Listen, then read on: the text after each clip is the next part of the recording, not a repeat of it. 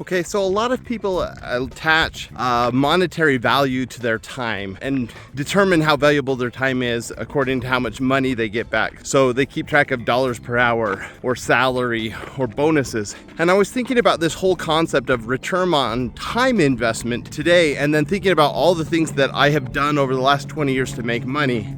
And I came away with some interesting conclusions.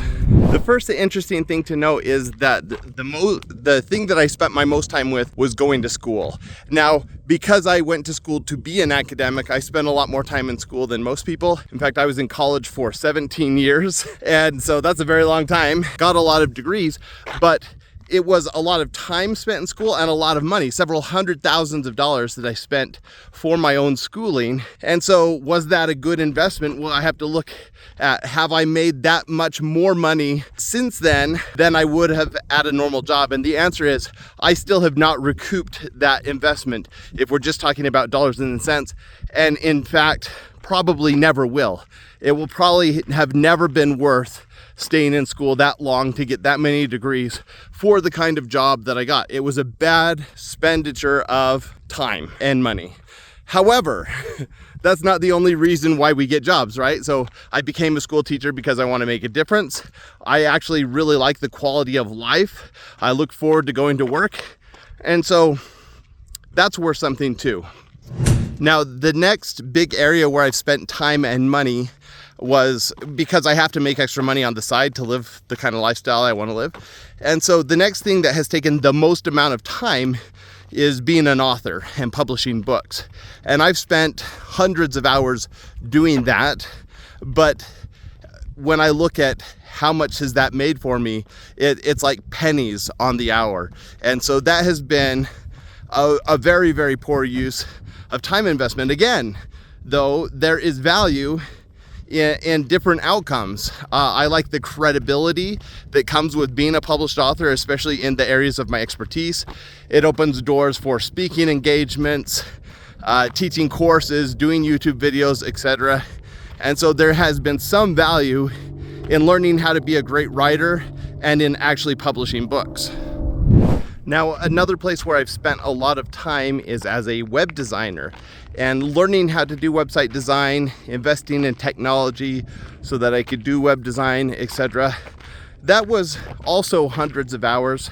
However, I stuck with that longer, or I guess started sooner with that. And so I was able to see the fruits of that. And eventually I did sign some big clients and started making hundreds and then thousands of dollars on the side doing website design. I don't currently do website design for other people. I have a few old clients that I still work with, but that was one where you put the time in up front, just like schooling, to learn the skills, and then you have a marketable skill and it makes money, and the longer you do it, the more money you make. So that was true with website design. Another area that's related to actually both those things, website design and writing books, is blogging.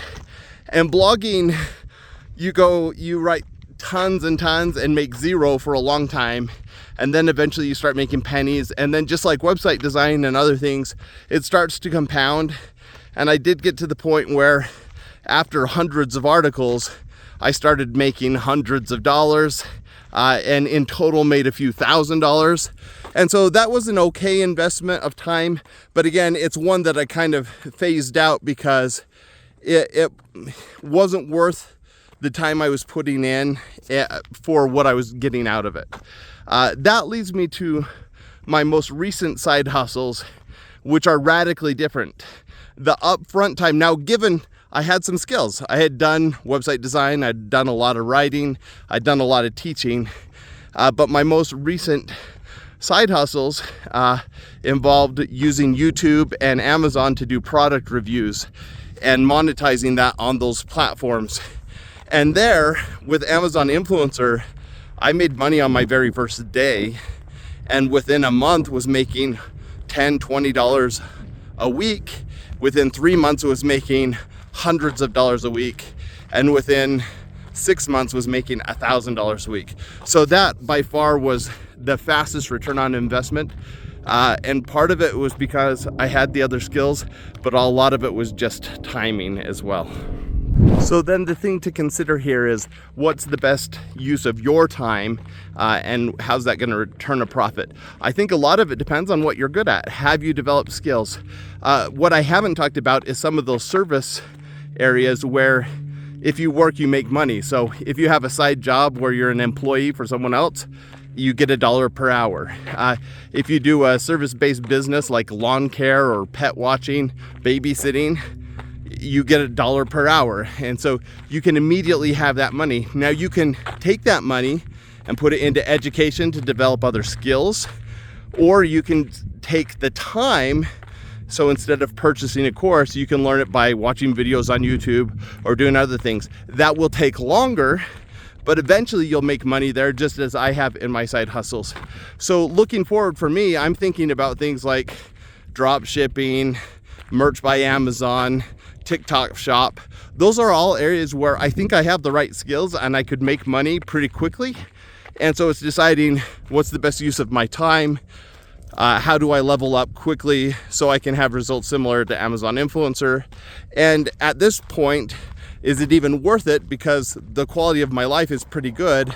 So is that worth the time I would put into it, the money I would put into it, etc.? So that's all. This episode was simply to pose a few questions and get you thinking about what's the best use of your time. Hopefully it was helpful. I'd love to hear your thoughts in the comments. Thanks. Bye.